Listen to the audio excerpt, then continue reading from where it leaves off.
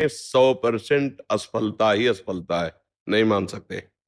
क्योंकि दिन है तो रात आएगी, रात है तो दिन आएगा, ऐसा हम नहीं मान सकते। आपके जीवन में सफलता और असफलता दोनों का चक्र चलता है, दोनों सबके जीवन में आते हैं। हाँ, आपकी मांगे इतनी बड़ी हैं कि उनकी पूर्ति करने के लिए आपके पास कर्म सामग्री नहीं है, इसलिए आत्मविश्वास आपका टूट रहा है।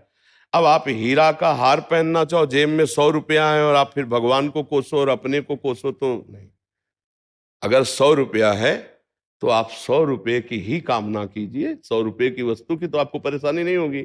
ऐसे ही आपका प्रारब्ध कर्म आया है, अब आप उसके अनुसार चलेंगे तो ठीक है, और उससे ज्यादा मांग करेंगे तो उसकी पूर्ति होगी नहीं। तो आप चाहे भगवान को कोसो चाहे अपने को कोसो, उससे कोई लाभ होने वाला है नहीं। इसीलिए विवेक की जरूरत है, ज्ञान की जरूरत है। क्या आप असफलता समझते हैं? आपको बोलना सिखाया, आपके कान है, कितनी सामग्री आपको भगवान ने दी, सफलता ही सफलता है। और आप हमको कोई ऐसे तो दिखाई नहीं दे रहे कि आप फटे पुराने कपड़े पहनो, किसका प्रश्न है? हाँ, तो आप भगवान को या अपने को क्यों निराश शब्दों में ला रहे हैं? आप आगे से आगे कामनाएं, आवश्यकताएं सबकी भगवान पूर्ण कर रहे हैं कर्म के अनुसार। आपको जो अत्यंत आवश्यक है वो भगवान पूर्ण कर रहे हैं। वायु फ्री, अभी बीमार हो जाओ, ऑक्सीजन लगवा, पैसा लगेगा, फ्री ऑक्सीजन भगवान दे रहे हैं। जल दे रहे हैं, पृथ्वी दे रहे हैं, आकाश दे रहे हैं, बुद्धि कहाँ देखो। आँख कितनी सुंदर हम सब देख सकते, किसी किसी की आंख नहीं, थोड़ी देर सोचो उसका कैसा जीवन होगा। कोई बोल नहीं पा रहा, कोई सुन नहीं पा रहा, कोई तीनों से रहित है, न बोल पा रहा न सुन पा रहा, अब उसका जीवन कैसा है? आप कभी भगवान को धन्यवाद दीजिए कि आपको कितना सुंदर जीवन दिया है और आप खा पी रहे हैं। आपने कभी वो गरीबी देखी है जिसके लिए आप कोसने के शब्द में बोले? वो गरीबी देखी है?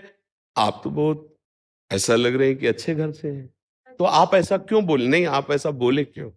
आपने अपनी वासना को इतना क्यों बढ़ा दिया? आप ऐसी इच्छाएं क्यों कर रहे हैं कि जो आपके पास पावर नहीं है उससे ज्यादा आप कर रहे हैं? आप नाम जप कीजिए, आप तपस्या बढ़ाइए, आप सत्कर्म बढ़ाइए, उसके अनुसार आपको लाभ मिलेगा। यहां संसार में कुछ फ्री नहीं है। अगर कोई राष्ट्रपति बनी बैठी तो तपस्या की है, वो यहाँ फ्री नहीं है। अगर कोई अरब अरबों रुपया में खेल रहा है तो उसने दान किया है, पुण्य किया है, तपस्या की तो है।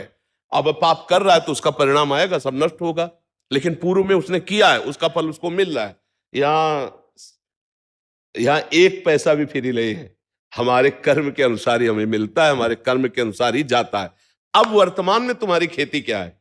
ये तो तुम्हारी पूर्व की खेती है, अब वर्तमान में आप क्या कर रहे हैं? महाराज जी, वर्तमान में इतनी सब चीजों की वजह से मतलब कोई भी काम शुरू करो उसमें मुझे उत्सुकता नहीं है। नहीं, नहीं नहीं, यही गलती कर रहे हो। पूर्व की खेती तो बिगड़ी हुई थी हमारी, अब पूर्व को लेकर वर्तमान की बिगाड़ दे तो मूर्खता ही है ना। वर्तमान की खेती चकाचक करो, उत्साह संपन्न, मदीर्घ सूत्रम क्रिया विधिज्ञम व्यसने सुशक्तम सूरम कृतज्ञम दृढ़ सौहृदं च लक्ष्मी स्वयं याति निवास है। तो ऐसे थोड़ी, उत्साह से संपन्न रहो, हर सफलता को प्राप्त करने के अंदर और असफलता को रौंदते जाओ। एक बार असफल होंगे, दो बार असफल होंगे, तीन बार असफल होंगे, चौथी बार मुझे ज्ञान होगा मैं क्यों असफल हो रहा हूं, और उसमें निकल जाएंगे। ऐसा नहीं कि किसी के भाग्य में इतने लिखा है कि हर बार असफल होता ही चला जाए, ऐसा कभी हम नहीं मान सकते। हमारा मनुष्य जीवन कोई पशु जीवन नहीं है कि हम केवल प्रारब्ध के अधीन है। हम नवीन कर्म करके नवीन प्रारब्ध की रचना करने आए हैं। हमें निराश नहीं होना, हमें नाम जप करना है, पवित्र चरित्र रखना है, दूसरों के अधिकार की रक्षा करनी है। क्योंकि आप किसी एक परिवार में होंगे, आपका कोई परिवार के सदस्य जन होंगे, उनके भावों की रक्षा करनी, उनकी सेवा करनी है, और सांसारिक उन्नति के लिए हमें प्रयासरत रहना है। अगर हम असफल हो जाते हैं व्यापार में, नौकरी में, प्रयास में, तो हमें निराश होकर नहीं बैठना, हमें फिर और उपाय करने हैं। किसी न किसी दिन सफलता हाथ लगी जाएगी। ऐसा नहीं है कि हम असफल होते ही चले जाएं। हम आपको एक शास्त्रीय दृष्टांत देते हैं। विद्यारण्य नाम के एक बहुत बड़े सन्यासी हुए हैं। वो गरीब ब्राह्मण के घर पैदा हुए थे, तो माता पिता के पोषण के लिए उनके पास व्यवस्था नहीं थी। तो वो चूंकि ब्राह्मणत्व में थे तो उन्होंने संतों का संग किया था, तो गायत्री अनुष्ठान किया। 24 लाख गायत्री का एक पुरस्चरण होता है। उन्होंने एक पुरस्चरण का अनुष्ठान पवित्रता से, गायत्री अनुष्ठान माता गायत्री का, कुछ नहीं मिला। दूसरा अनुष्ठान, तीसरा अनुष्ठान, चौथा 23 पुरस्चरण की, 23। 24 लाख गायत्री के 23 पुरस्चरण किए। अब माता पिता पधार चुके थे, यौवन अवस्था से ऊपर अवस्था क्रॉस कर गई थी, गायत्री अनुष्ठान करते करते हार गए और उन्होंने सन्यास लिया। जो ही सन्यास लिया तो आद्याशक्ति देवी गायत्री प्रकट हो गई और उनका बेटा, यहां से लेके ब्रह्म पदवी तक तू मांग, अभी तुझे दे दूंगी। तो उनका, माता अब तो मैं सन्यासी हो गया, जब मैं धन मांग रहा था तब आप क्यों नहीं आई? तो उनका, तुम्हारे 24 ऐसे महत पाप थे, 23 पुरस्चरण से वो सब नष्ट हो गए, एक और बचा था तो सन्यास ले लिया, उससे वो नष्ट हो गया। अब तुम देवराज इंद्र पद का, कुबेर का खजाना मांगो तो मैं दे दूंगी। बोले अब सन्यासी हो गया, मुझे इसकी जरूरत नहीं है।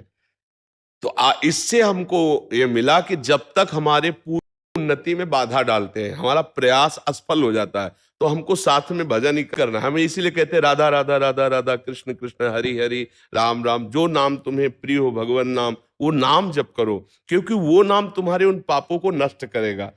24 पुरस्चरण मतलब एक तरह से हुए, 23 पुरस्चरण एक सन्यास, तब वो निष्पाप हुए। तो अपने लोगों के पास कितना होगा पाप? 4 माला जपे, वो काम नहीं बना तो अश्रद्धा हो गई।